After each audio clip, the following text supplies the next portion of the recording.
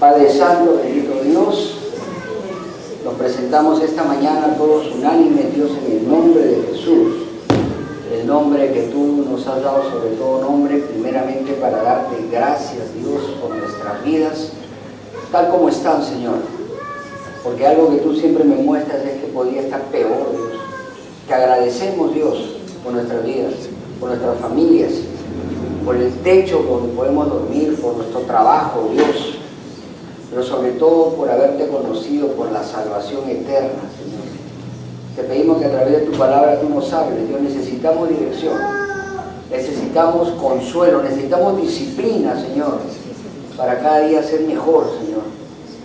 Reconocemos nuestra fragilidad, reconocemos que sin ti somos nada. Dice tu palabra que separados de ti no podemos hacer nada. En los que tenemos un tiempo caminando contigo nos hemos dado cuenta, Señor, que tú eres el que nos sostienes, el que nos fortaleces, el que nos consuelas a través de tu Santo Espíritu. En el nombre de Jesús te pedimos que a través del libro del Apocalipsis, un libro en que tú nos prometes, Dios, que al escucharlo y al estudiarlo habrá bendición, seamos bendecidos con el conocimiento, porque el conocimiento nos haga libres. En el nombre de Jesús, amén. Amén. Puedes tomar asiento, hermano. Seguimos con nuestro estudio del libro de Apocalipsis, más conocido como Revelación. Realmente para mí empezar a estudiar este libro ha sido algo increíble. Si antes estudiaba uno, ahora estudio 10. Como que me gana, no me puedo apartar. Estoy regresando constantemente. Me he vuelto más prolijo para estudiar, más investigador. Hay muchísimas enseñanzas para la actualidad y para el futuro. Entonces, cuando empezamos el libro de Apocalipsis, estábamos estudiando las 7 iglesias, ¿cierto? Y la primera iglesia que vimos fue en Éfeso. Éfeso está en el área de la provincia de Asia, no es Asia, sino es una provincia de Turquía, ¿no? Al frente de la isla de Patmos, ahí estaba Juan. Hablamos de Éfeso, que era una iglesia muy buena, ¿no? Que era una iglesia que hacía obras, ¿se acuerdan? Que eran doctrinalmente maduros, porque habían rechazado a los nicolaitas, trataban de vivir en santidad, pero habían perdido el primer amor. Ese primer amor, decíamos que para nosotros era esa relación inicial que tenemos con Cristo, en que siempre estamos dispuestos para todo, y como decía la hermana Yohani, ya vemos que la gente está llegando más temprano. Eso significa que el amor, la responsabilidad está regresando, ¿no? Porque cuando nos tienen apretados, cuando nos tienen manipulados, nos tienen atemorizados porque nos predican un evangelio donde nos atan, entonces corremos y competimos y nos peleamos y llegamos temprano porque tratamos de agradar al hombre. Pero cuando nos sueltan y nos dicen eres libre en Cristo, como que ya nos pasamos al otro lado. Y esa es la iglesia.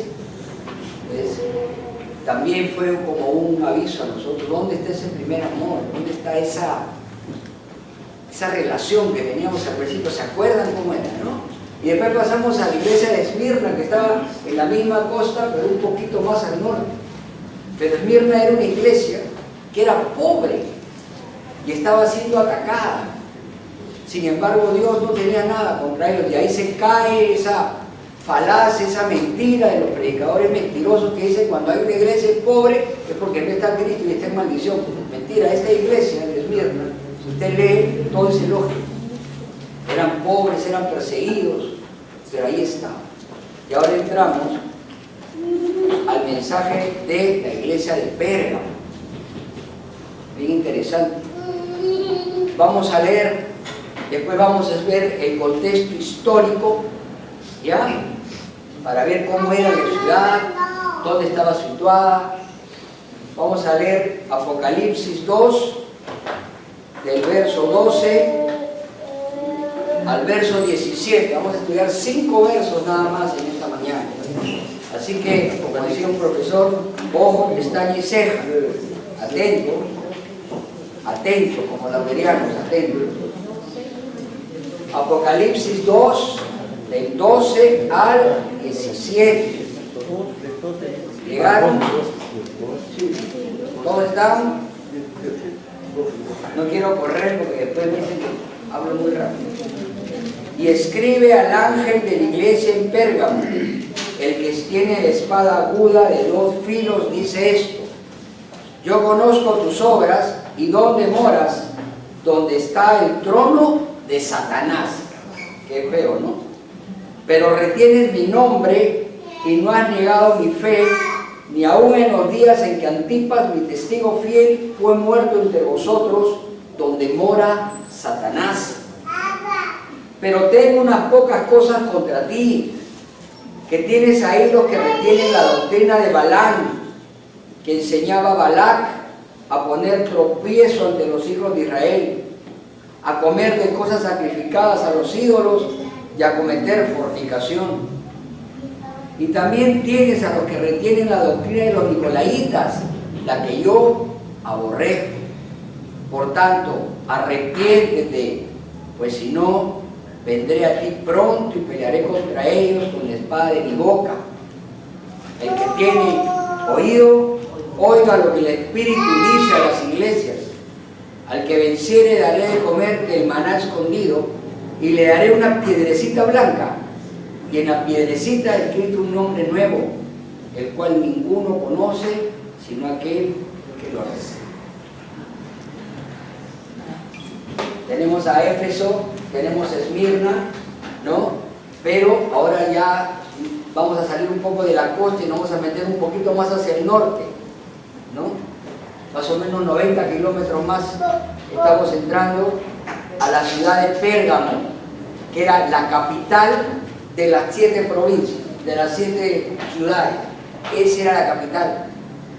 Y es muy probable que esa congregación también haya sido fundada por el apóstol Pablo en uno de sus viajes, como dice en Hechos 19:10.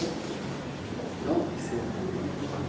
Lo que sí sabemos que esta congregación enfrentaba problemas especiales. ¿Por qué? Porque imagínense, ya le decían que ahí estaba ¿qué?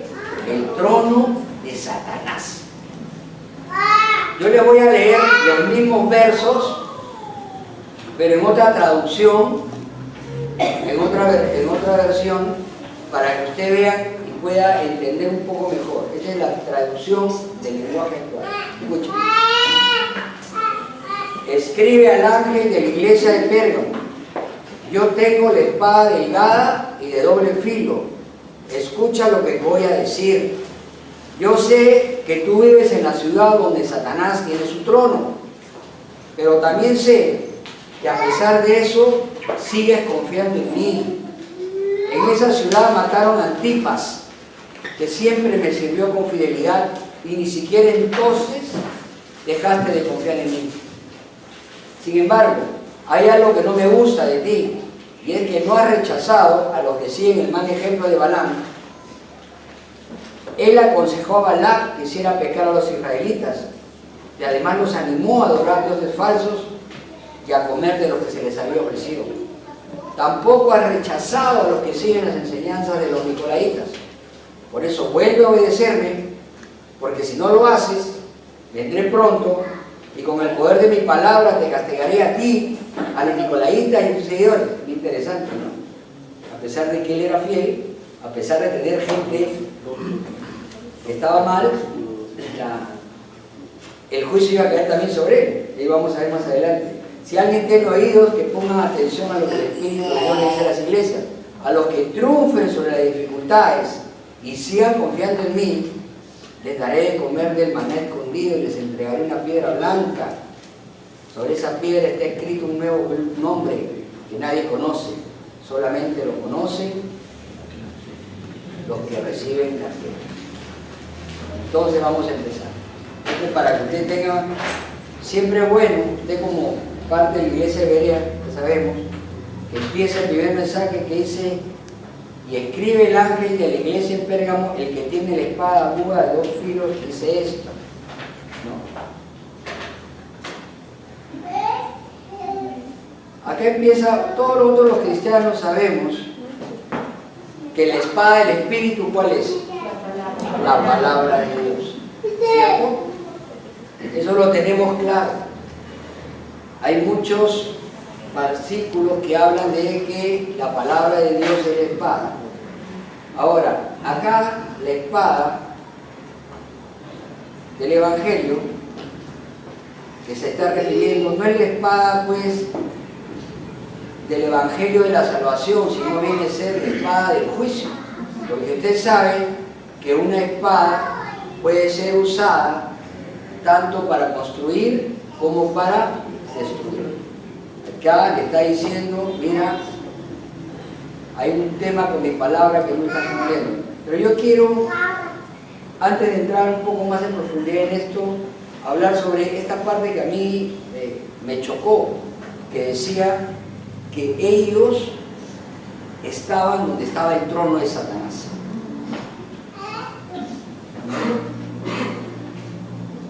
Los elogiaba, decía, yo conozco tus obras y dónde moras, donde está el trono de Satanás. O sea, a pesar de todo, ellos estaban en un lugar donde se había entronizado Satanás.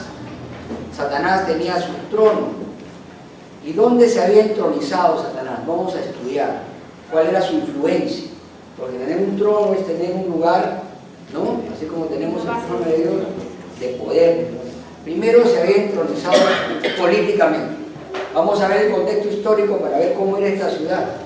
Primero, era la capital de las 7 ciudades. Segundo, tenía muy fuertes lazos con Roma, ¿no? Esa era la única ciudad en la que se le había dado el derecho de construir un templo imperial, ¿no? Esa ciudad era, como decirle, lo más importante de Roma en Oriente.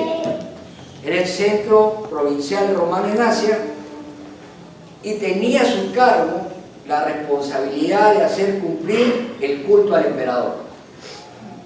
Es como decir el Vaticano para los católicos, ¿no? O sea, era una ciudad tan orgullosa cívicamente, ¿no?, que se sentían siempre obligados a reconocer el señorío del emperador. Como era capital, entonces tenía una serie de beneficios que no tenían las otras ciudades. Entonces ellos trataban de cuidar eso, dándole una imagen al emperador que ellos sí reconocían, la mayoría, de que él era un dios. También se había entronizado religiosamente, ¿no? Es una ciudad donde había pues los grandes templos, los grandes altares. Uno de ellos era el de Zeus, y ese era reconocido en el mundo como una de las 7 maravillas del mundo. Imagínense qué templo sería, ¿no? Los romanos y los griegos creían que Zeus era el padre de los dioses. La idolatría de Satanás ahí estaba relacionada mucho con la medicina. Cuando uno estudiaba esta ciudad, encontré que la mayoría de los enfermos de toda la región acudían a un centro especializado que había en ese lugar, donde había un señor que era muy conocido, que era el médico Galeno. ¿Se acuerdan de Galeno? Sí. Bueno, Galeno hacía su práctica médica en ese lugar, y el tratamiento consistía en que era una mezcla de misticismo con medicina primitiva, donde te hacían caminar por una vereda larga, y dice que conforme ibas caminando por ese camino sagrado, entonces ibas dejando la muerte atrás, ¿no? Entonces es una mezcla como de que ahora vemos nosotros, de medicina con chamanismo, y que vas al brujo y te soplan, un tipo de esas cosas, ¿no? Ahí también Satanás se había entronizado. Porque nosotros los cristianos, para curarnos, sabemos que aparte de orar tenemos que ir a un médico, ¿no? Y no estar en ese tipo de prácticas místicas. También se había entronizado culturalmente. Como Pérgamo no era una ciudad costera, entonces no había comercio. ¿Qué se dedicaron ellos? Se especializaron en la cultura. Habían poetas, filósofos, científicos, académicos. Rivalizaba inclusive con Atenas y Alejandría, ¿no? El logro cultural de ellos es que tenían una biblioteca inmensa, de más de 200.000 volúmenes, que era tan importante como la de Alejandría. ¿Qué tenían que ver el teatro, estas expresiones en que se hubieran convertido en el hogar de Satanás? Que el quehacer artístico estaba invariablemente relacionado con el el emperador, con una deidad pagana o con ambos, ¿no? Es como ahora, ¿no?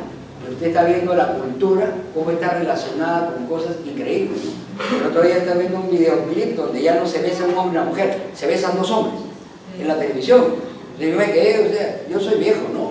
He visto cosas, pero ya me chocó. ¿Por qué? Porque ya culturalmente nos están metiendo eso. ¿Usted ve una? ¿Por qué? Para que los niños crezcan pensando que es normal. Entonces, culturalmente, y moralmente ni hablar, pues, ¿no? La inmoralidad sexual, cuando hay todo eso, empieza la inmoralidad sexual, empieza la fornicación, la inmundicia, la borrachera y todo eso. Entonces, Satanás tenía su trono en ese lugar, lo dominaba políticamente, religiosamente, culturalmente y moralmente. ¿Cierto? Ahora yo les pregunto, Satanás en realidad te había metido en la mente, corazones y vidas de sus ciudadanos, ¿no? Yo les pregunto, ¿tiene Satanás en este momento en nuestra sociedad centros parecidos que dominan los pensamientos de miles de personas? Que atraen a inescrupulosos, cínicos. No hay ciudades que son súper corruptas, ¿no? Centros de poder, regiones de placeres. Hay zonas en el mundo en que se dedican solamente a los placeres, ¿no? Hay universidades, por ejemplo, me contaba un amigo que viajó a su hija a estudiar a Harvard con otra niña. Los dos eran de colegios buenísimos, eran amigas, chicas sanas, estudiosas. Una fue a estudiar medicina y la otra a estudiar ingeniería mecánica. La hija de mi amigo acabó, pero cuando regresó la chica de Harvard, regresó totalmente transformada. Primeramente, ella era lesbiana. Segundo, tenía unos tatuajes y unas cosas, y era otra cosa. ¿Por qué? Por la influencia. Ahora, nosotros podemos ver el trono de Satanás, ¿sabe dónde? Acá en nuestra sociedad, en los libros, en los cines, en la televisión. ¿Cómo está nuestra televisión? ¿Cómo está nuestro Congreso? O sea, Satanás tiene sus tronos. Y en nuestro país parece que ha crecido el poderío de Satanás. Hay un versículo que quiero reflexionar porque es 2 Corintios 4. Es muy sutil, hermano. Satanás se te mete muy sutilmente. 2 Corintios 4. 2 Corintios 4, 3 y 4. 2 Corintios 4, 3, 4. ¿Llegaron? Amén. Pero si nuestro evangelio está aún encubierto, entre los que se pierden está encubierto, en los cuales el Dios de este siglo cegó el entendimiento de los incrédulos para que no les resplandezca la luz del evangelio de la gloria de Cristo, el cual es la imagen de Dios. La frase Dios de este siglo o Dios de este mundo, ¿no?, indica que Satanás, hermano, tiene mayor influencia en ideales, opiniones, metas, esperanzas y puntos de vista de las personas. Su influencia abarca filosofías, educación, comercio, pensamientos, ideas, falsas religiones del mundo que están bajo su control y han surgido mentiras y engaños.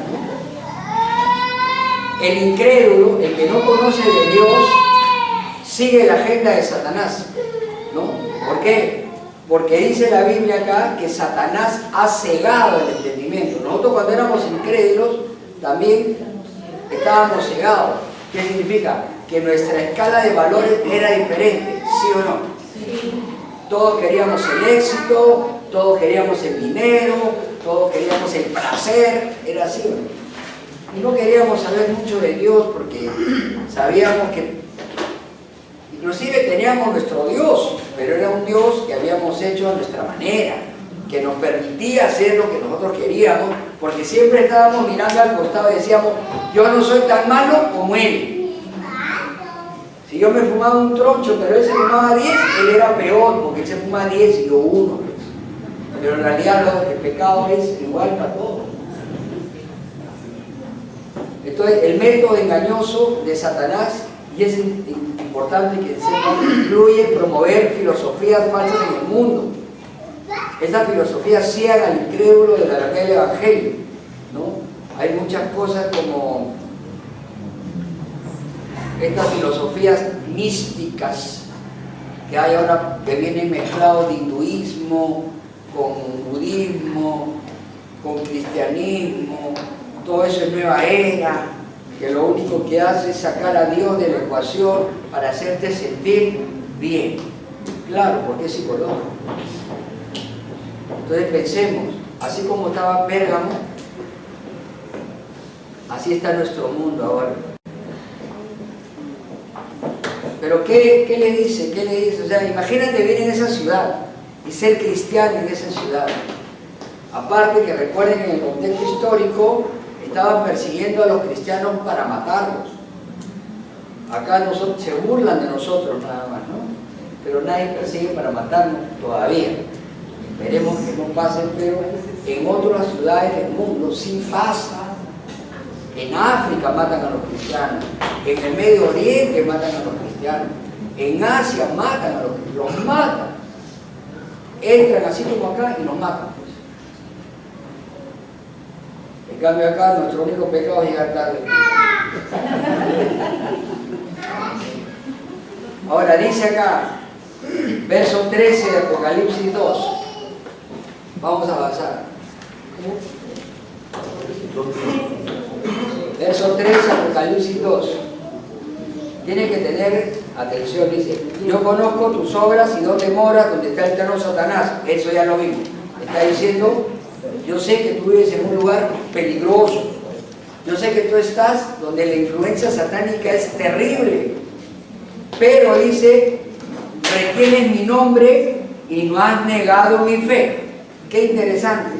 ¿Qué había pasado? Ellos, a pesar de vivir en una sociedad tan corrupta como la nuestra, todavía confían en Jesús y siguen reteniendo la palabra. No habían abandonado. Creían todo lo que Jesús era y todo lo que Jesús enseñó. ¿Usted cree todo lo que Jesús era y todo lo que Jesús enseñó? Lo creemos, ¿no? Por eso estamos acá. Inclusive, más adelante, dice, y no han negado mi fe, ni aún en los días en que Antipas, mi testigo fiel, fue muerto entre vosotros, donde mora Satanás. O sea, ya seguían fieles a pesar de que estaban amenazados de muerte. Y lo interesante es que esta congregación, a diferencia de la de Esmirna, porque Esmirna le dijo que los iban a echar a la cárcel, ¿se acuerda? Durante 10 días. O sea que lo peor iba a venir, pero en este momento, en Pérgamo, Satanás ya estaba actuando. Ya había matado al primer cristiano. No sabemos quién era Antipas, no lo dice. No sabemos si es joven, si era viejo, si era casado, si era soltero. No sabemos. Lo único que sabemos, ¿no?, es que Dios lo alaba y le dice que era su testigo fiel. Al final eso es lo que cuenta. Al final de tu vida, hermano, lo único que va a contar es que tú llegues a la presencia de Dios y Dios te diga, has sido fiel. A pesar de todo lo que has pasado, de todas las pruebas, de las tribulaciones, de los desengaños, de las traiciones, de las calumnias, del hostigamiento, porque nosotros vivimos, como hemos leído, en el Dios de este siglo, sí, nosotros somos pocos, más es la gente del mundo. ¿Y saben qué? A veces yo me pongo a pensar que el diablo hace un mejor marketing que el cristiano, porque vende mejor su evangelio de perdición, ¿o no? Por la televisión todo, y más gente sigue. De 9 personas, de 10 personas, una viene para acá y 9 no. Tenemos que trabajar en eso. Debería ser nuestra meta como cristianos. Yo me gustaría el día que muera y me presente ante Dios que me digan, bien, tú has sido un testigo fiel. Pero, ahora empieza, el 14, acá empieza el problema. Acá empieza el problema. El pero que hablamos, ¿no? Pero tengo unas pocas cosas contra ti. Dice unas pocas cosas, pero tiene dos cosas que son terribles. Dice que tienes ahí a los que retienen la doctrina de Balaam, que enseñaba a Balac a poner tropiezos ante los hijos de Israel, a comer de cosas sacrificadas a los ídolos y a cometer fornicación. Ahora, es evidente que los cristianos que estaban en Pérgamo habían permitido que ingresaran falsos maestros y ¿sabes qué? Los habían dejado quedarse con ellos. Es como si acá viniera gente con otra doctrina, ¿no? Que nosotros sabemos que está mal y los dejamos que se queden. Más adelante veremos que nosotros tenemos que apartarnos de ellos. No, que Dios los juzgará. No, eso es otra cosa. Dios juzga la salvación. Pero la doctrina la juzgamos nosotros. Jesús en Apocalipsis elogia a Éfeso, ¿se acuerdan? Le decía, bien, porque has sacado a los nicolaitas, a los falsos maestros, pero ahora le estaba diciendo a Pérgamo, tú eres tolerante. ¿Quiénes eran estos falsos maestros que habían entrado en esta iglesia? Eran los que manejaban la doctrina de Balaam y la doctrina de los nicolaitas. Ahora, la doctrina de Balaam usted la puede encontrar en número 22-25. Si me pongo a leer esos 3 capítulos nos quedamos hasta mañana, ¿no? Ahí Balac, que era un rey, le ofreció a Balaam, que era un profeta, una recompensa si maldecía a los israelitas, ¿no? Es como si alguien viniera acá y me dijera a mí, ¿sabes qué? Yo te voy a dar un dinero para que tú lo vayas manipulando a la gente para conseguir, no sé, que todos voten por tal candidato. A mí me manipularon así. Me hicieron votar porque el pastor me decía ese es. Inclusive me inscribieron en un partido político. Para descubrir más, usted puede seguir mirando este libro, donde va a ver esta famosa adoración a Balaam, donde en realidad se volvían adoradores paganos y fornicarios, ¿no? Y eso le costó caro. Entonces, ¿qué cosa era lo que enseñaban estos falsos maestros dentro de la iglesia? Que era aceptable enredarse con la cultura pagana, o sea que era aceptable convivir con el mundo, y Dios nos ha dicho en su palabra que el que hace alianza con el mundo es enemigo de Dios. O sea que era, como me dijo una vez un pastor, que era políticamente correcto, ¿no? O sea, políticamente correcto, no podemos dañar a la gente. Y más adelante, en el 15 dice, y también tienes a los que retienen la doctrina de los nicolaitas, la que yo aborrezco, eso ya lo vimos. Los nicolaitas eran un grupo gnóstico, ¿no? Ellos decían que tenían un conocimiento y un discernimiento más disponibles que los demás. Esos son los famosos ungidos. ¿Han escuchado? Yo soy el ungido. Yo tengo otro nivel. Soy súper espiritual. O sea, tú les hablabas y ellos te miraban así como si tú fueras cristiano de segunda categoría. Sí, estás en la carne, ese tipo de gente, ¿no? Eso lo conocemos, ¿no? Entonces, en realidad, ¿qué hacían ellos? Convertían en libertinaje, ¿no? El tema de la gracia de Dios. O sea, te decían así, tú pecas nomás y después te arrepientes. No hay ningún problema. Así sigas pecando, te vas a salvar.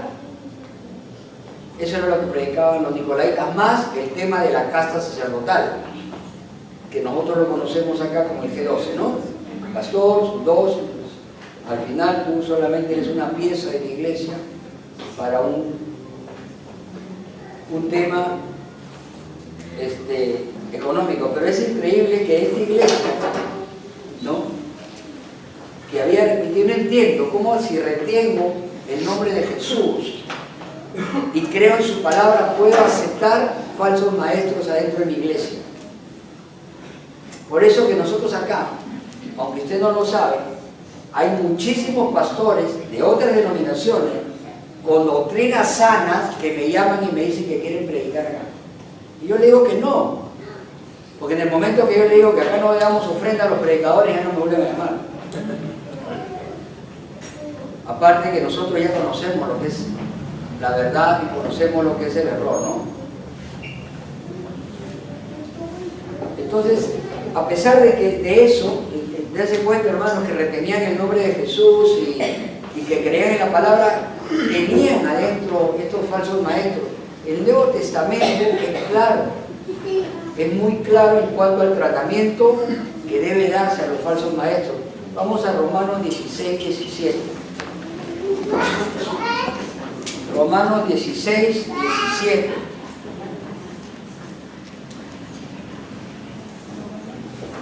Es bien importante eso. Romanos 16, 17. Mas os ruego, hermanos, que os fijéis en lo que causan divisiones y tropiezos en contra de la doctrina que vosotros habéis aprendido. ¿Qué dice? Y que oren por ellos. Y que se apartéis de ellos. No dice que oren. ¿Se dan cuenta? ¿Se dan cuenta? Apártate. Acá no dice convéncelo. No, apártate. Recuerden que nosotros solamente somos predicadores, no somos como convencemos.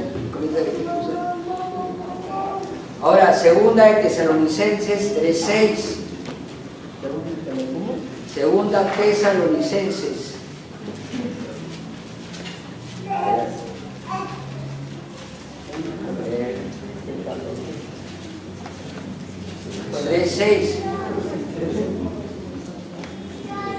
Pero sobre segunda de Tesalonicenses 3:6. Pero os ordenamos, hermanos, en el nombre de nuestro Señor Jesucristo, que os apartéis de todo hermano que ande desordenadamente y no según la enseñanza que recibiste de nosotros. Apartar. Segunda de Tesalonicenses 2:6. 3:6. Segunda de Tesalonicenses 3:6.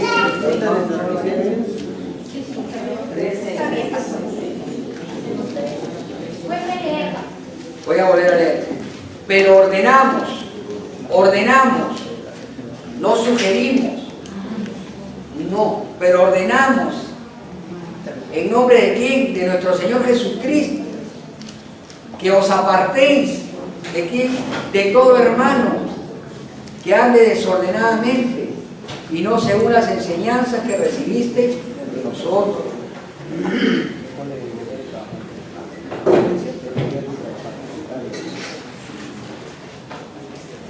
Juan dijo incluso, y es peligroso, debemos apartarnos.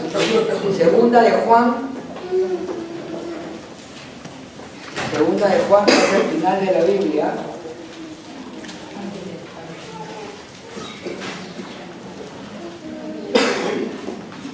(10:11). Miren lo que dice. Esto es para que no vengan a sus casas los testigos de Jehová. Segunda de Juan 10:11. Si alguno viene a vosotros y no trae esta doctrina, no lo recibáis en casa ni le digáis bienvenido, porque el que le dice bienvenido participa en sus malas obras. Segunda de Juan. Segunda de Juan tiene un capítulo. 10:11. Entonces, la cosa acá es apartarse. A veces en la iglesia permitimos, ¿no? Acá todos estamos en la misma doctrina, pues tenemos que cuidar también. Porque pueden venir, y van a venir, gente a contaminarlos. Va a venir, porque se lo van a tener que llevar a otro lado. ¿No? y dice que puede engañar a uno de los escogidos, pero si usted hace lo que hacían en este pueblo de Berea, porque normalmente el tipo de enseñanza que dan estas personas es para tocar tu corazón codicioso. Están llevándose a la calle. Recuerden el falso evangelio de la prosperidad.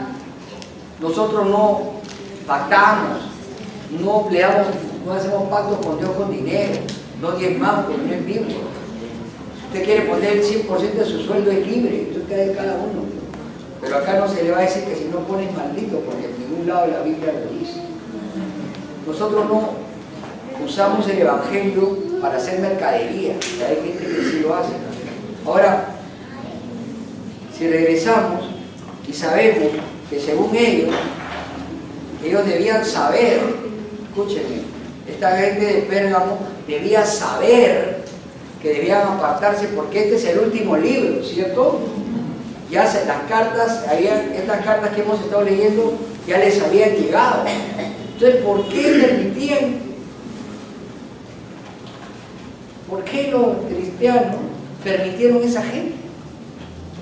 Primero, y esta es una especulación, que tal vez eran amigos de alguno. Y temían de repente que como este hermano que había llegado era muy popular, que si lo disciplinaban podría haber problemas en la iglesia. Eso es muy interesante. El pastor buena gente, el que está mirando el pecado, o ese pastor que te dice, pecador que te dice, no me mires a mí, mira a Cristo. Mírame a mí. Pablo decía, mírame a mí. No, yo he tenido líderes que eran de lo peor, cuando lo descubrí decían, ¿qué pasó? No me mires a mí, mira a Cristo. Es un hombre. Pero si tú me predicas. Podría ser también que pensaban que si no intervenían en el problema podía desaparecer solo. Y eso pasa ahorita. Uno ha escuchado eso que dice, no te metas, Dios juzgará. ¿Has escuchado? Tú ves al pastor pidiendo plata, haciendo porquerías en su iglesia y hay gente en el Facebook que lo ataca y otros hermanos, usted no se mete, hermano, Dios juzgará. Si usted me ve a mí, que estoy haciendo algo que va en contra de la palabra, apártese de mí. De eso se trata. Cualquiera que haya sido la justificación, hermano, para Dios era inaceptable. Para Dios es inaceptable. Es inaceptable la falsa doctrina en la iglesia. No la podemos estar, por eso estamos estudiando el hermenéutica. Por eso vamos a empezar este viernes, ojo, 8 de la noche, todas las personas discipulado 1 quieran empezar con la ingeniería, venga a estudiar, que tenga una relación personal, el Espíritu Santo lo mueva, ¿no?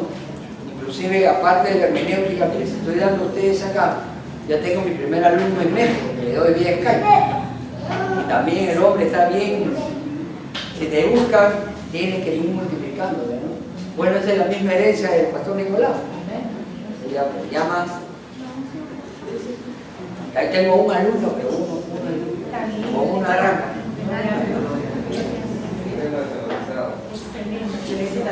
Con tal de que se entiende el verdadero evangelio, yo feliz. Ahora, seguimos. Dice, por tanto, entonces le dice, mira, está muy bien, estás en el trono de Satanás, tienes una influencia satánica tremenda. Oye, te felicito porque retienes mi nombre, crees en Jesucristo y crees en la palabra, pero ¿sabes qué? Estos falsos maestros se han metido, por tanto, le dice, arrepiéntete. Arrepiéntete, ¿no? La palabra arrepentimiento, porque a veces las personas no entienden lo que es el arrepentimiento. Es cambia tu manera de pensar, cambia tu manera de pensar, no llores, hermano. ¿Cuál es la otra palabra? Remordimiento. No, eso es remordimiento. Yo conozco gente que hace lo mismo, después viene acá a la oficina, llora. Hermano, mira lo que dice ahí. Sale afuera, Regresa la otra semana, otra consejería, llora. Y le digo, ¿tú no te has arrepentido? Sí, he arrepentido porque tengo pena. No, ese no es. Cambia tu manera de pensar. ¿Por qué yo me he arrepentido? Porque he cambiado mi estilo de vida. Ahora, es bien interesante lo que dice acá, porque acá dice, pues si no vendré a ti pronto y pelearé contra ellos con la espada de mi boca. Acá hay algo que es interesante. Vamos al libro de Ezequiel 3, 18, 21. Ezequiel 3, 18, 21. Tienen que leer esto, pues este pasaje es buenísimo. Ezequiel 3, capítulo 3.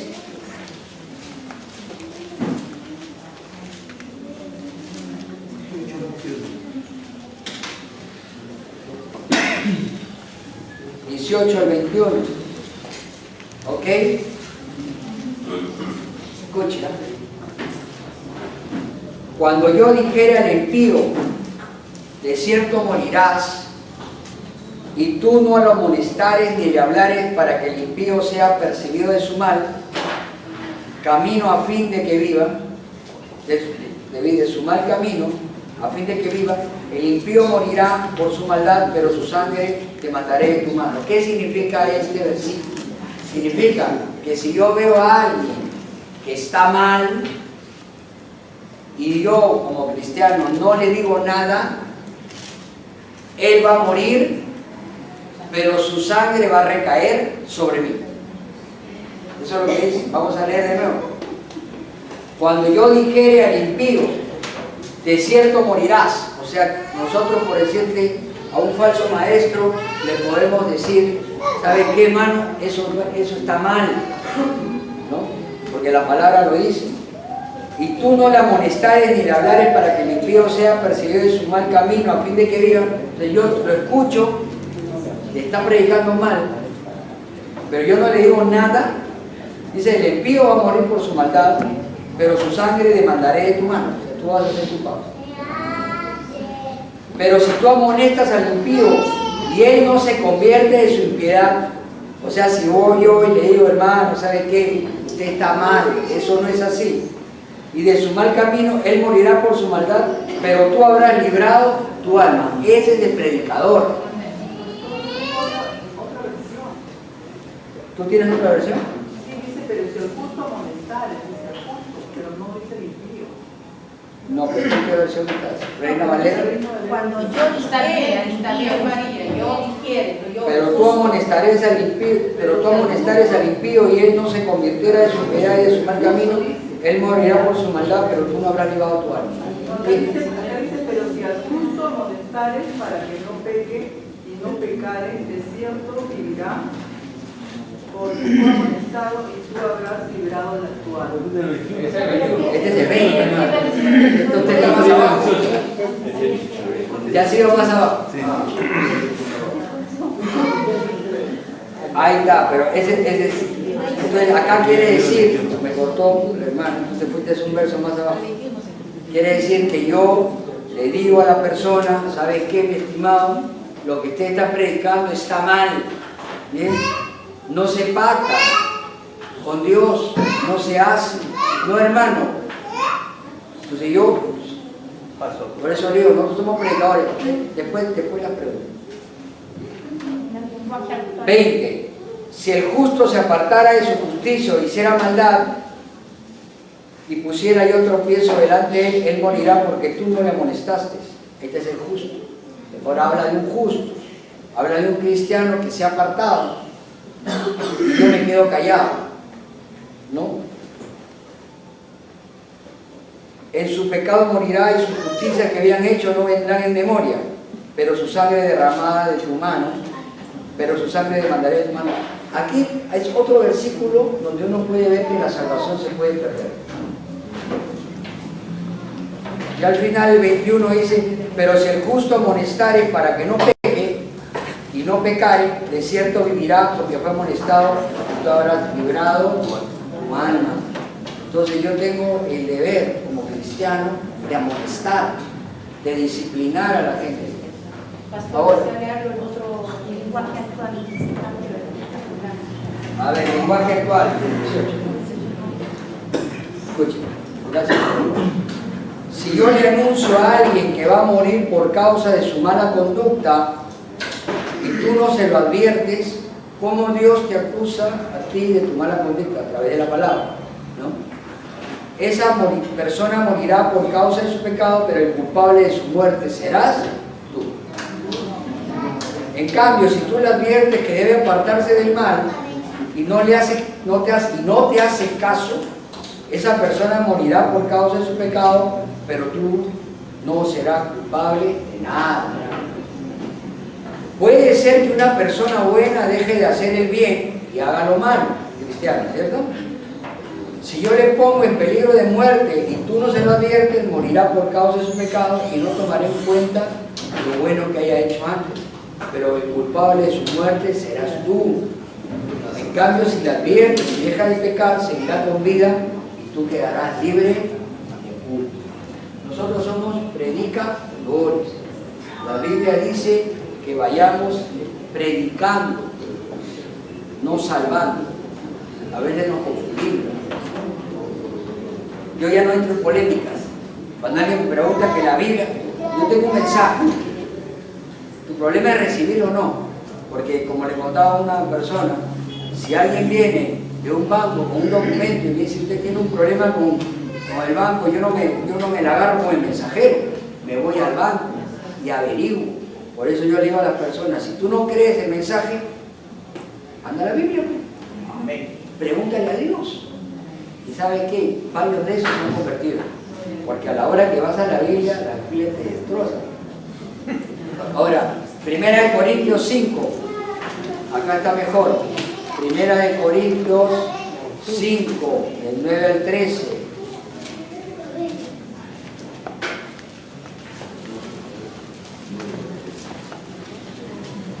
Primera de Corintios 5. Este es bueno, este versículo es bueno. 5, del 9 al 13.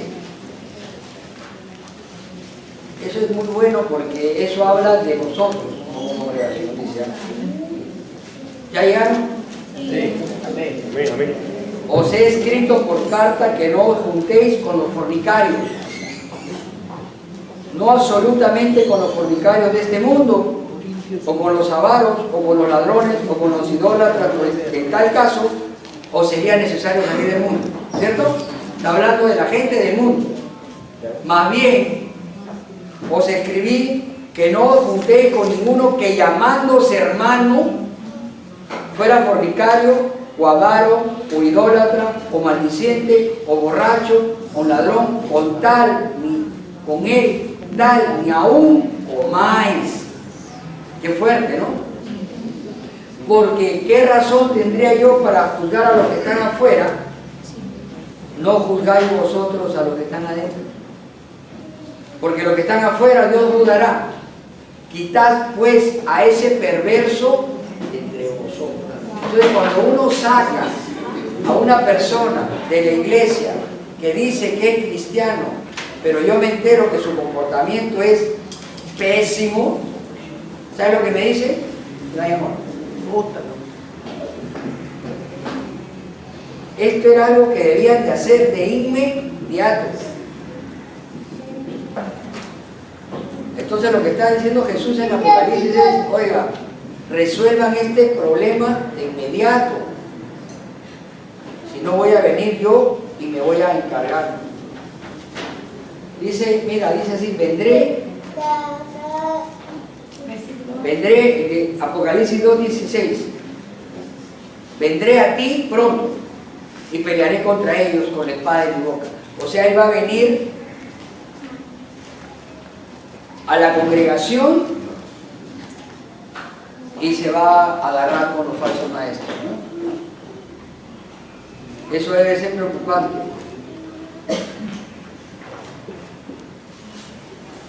La disciplina, hermanos, normalmente no es cómoda. A nadie le gusta ser disciplinado, pero Jesús lo dijo. Dios al que ama, disciplina. Y todos nosotros, aunque usted no lo crea, estamos bajo disciplina. Dios nos va, de alguna manera, nos va mostrando. Y yo el día que me estaba recordando, Dios me hizo volver a acordar que a los que amamos a Dios todas las cosas nos ayudan. A los que amamos a Dios. ¿Ustedes aman a Dios? Amén. Obedezcan sus mandamientos. Ahí ya se Jesús dijo, ¿tú me amas? Sí, obedece. Ese es todo. No dice ora en lengua, ni ya cuánto obedece. Pero dice, al final dice en el 17, el que tiene oído, oiga lo que el Espíritu dice en las iglesias. Dios nos está hablando. ¿Qué nos está diciendo? Oye, yo sé que tú vives en una sociedad donde se han entronizado. Satanás tiene su trono, porque Satanás tiene su trono en el Perú. Lo tiene, lo vemos. Miren cómo está la violencia, la corrupción, todo este movimiento asqueroso del LGTB, pésimo pues, los niños van a crecer pensando que es normal.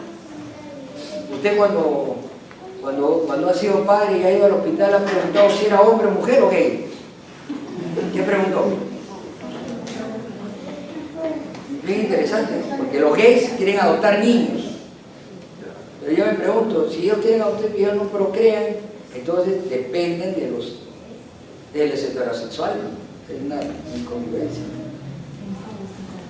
Entonces nos dice eso, usted está en un lugar, pero ¿sabe qué nos dice como iglesia? Que hemos retenido el nombre de Jesús y su doctrina, pero que no aceptemos a los falsos maestros. Por ahí estamos viendo. Aquí no hay falsos maestros. Y dice, al que venciere, porque al que venciere se refiere en el versículo 17, al que es fiel hasta el final. Hay dos promesas. Le daré de comer el maná escondido. ¿Usted se acuerda? La referencia al maná es ese alimento sobrenatural que caía del cielo, que los judíos se alimentaban, ¿no?, de una manera sobrenatural, era la provisión, ¿no? Entonces les está diciendo, oiga, ¿sabe qué? Usted puede leer sobre esto, ¿no?, que el Señor va a tener provisión. Y ese es un versículo que usted debe tener claro. Mateo 6:33. Debería pegarlo, escribirlo y pegarlo en algún lugar donde usted lo lea todos los días, sobre todo lo que de alguna manera u otra estamos pasando por escasez o problemas. Mateo 6:33 lo sabe de cabeza, debería saberlo de memoria. Así como ahí haya provisión para la iglesia de Pérgamo, Dios también nos da provisión a nosotros. Mas buscar primeramente el reino de Dios y su justicia, y todas estas cosas os serán añadidas. ¿Qué todas las cosas? Todo lo que está en el contexto inmediato, la provisión. Es una promesa.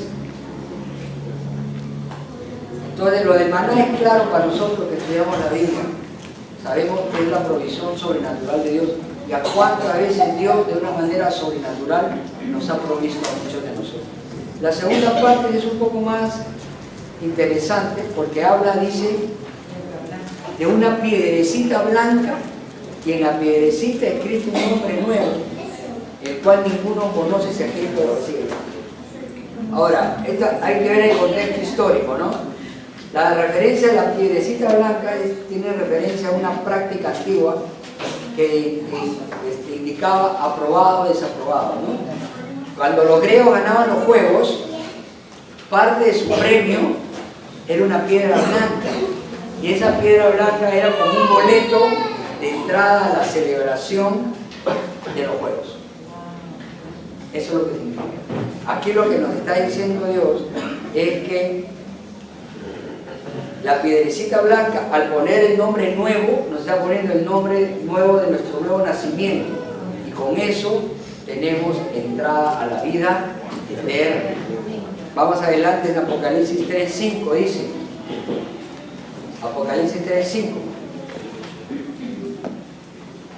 El que venciere, acá decía, ¿no?, el que venciere,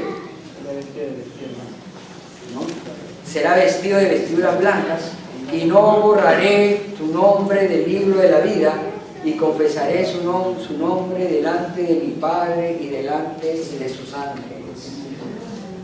Wow. Entonces, es bien interesante porque más o menos como que se asemeja a nuestra realidad actual. Satanás gobernando nuestra sociedad. Nosotros somos fieles a Dios, aquí estamos, a pesar de todo, ¿no? Porque problemas pasamos todos, ¿no? Sabemos que Cristo es Dios, que ha resucitado, creemos que la Biblia es verdad, hemos rechazado la falsa doctrina, tenemos que seguir porque dice que el que sigue hasta el final, ¿no? Dios nos está diciendo que si seguimos así como iglesia vamos a tener la provisión física, abriéndonos. Claro, no espere que le caiga, como ese regla, los mangos del cielo. Cuando Dios abre la provisión, abre puertas en tu trabajo, mejores oportunidades, porque Dios tampoco no quiere cristianos ociosos, es antibíblico.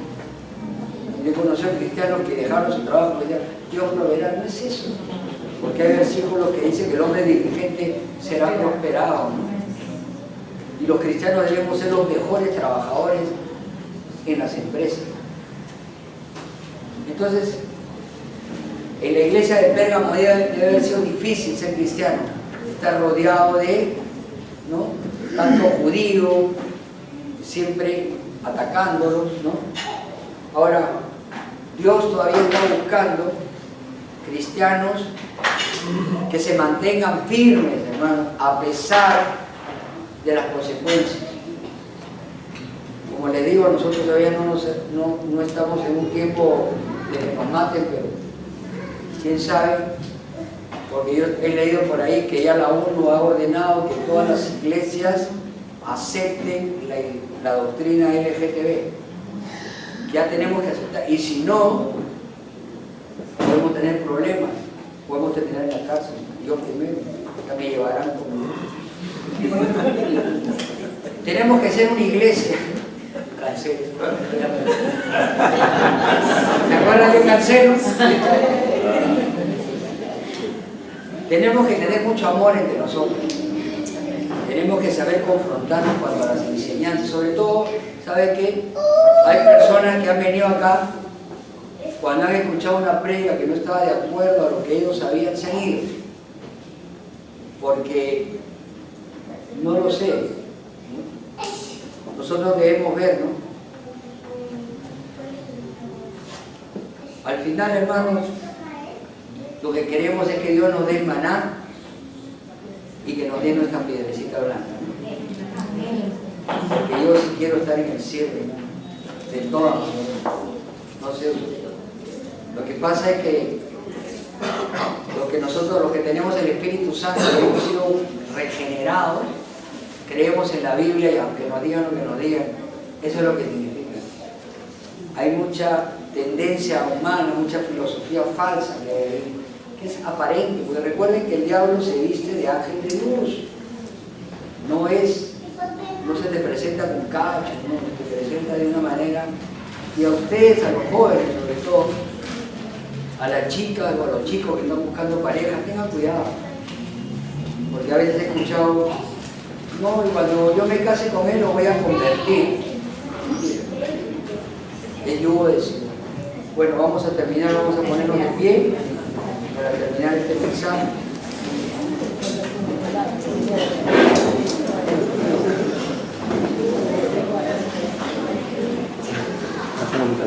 Vamos a orar, vamos a terminar para compartir. Señor, te damos gracias por tu palabra, Dios, y te pedimos una protección especial para nosotros, que vivimos en una sociedad donde Satanás prácticamente ha tomado el control, Señor.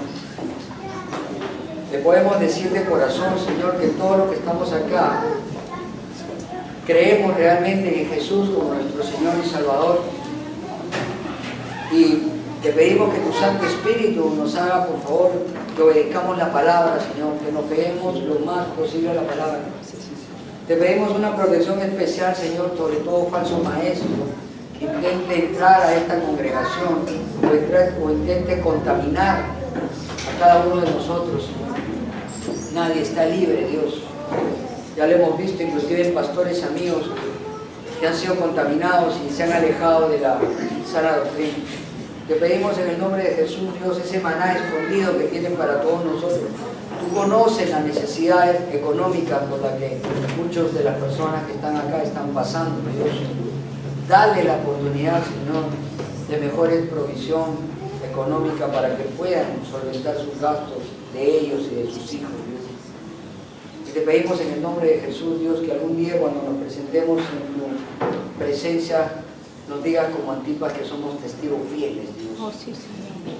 Y que entremos con nuestra piedrecita blanca Oh, sí, Señor. en la mano. En el nombre de Jesús. Amén. Muy bien, hermano.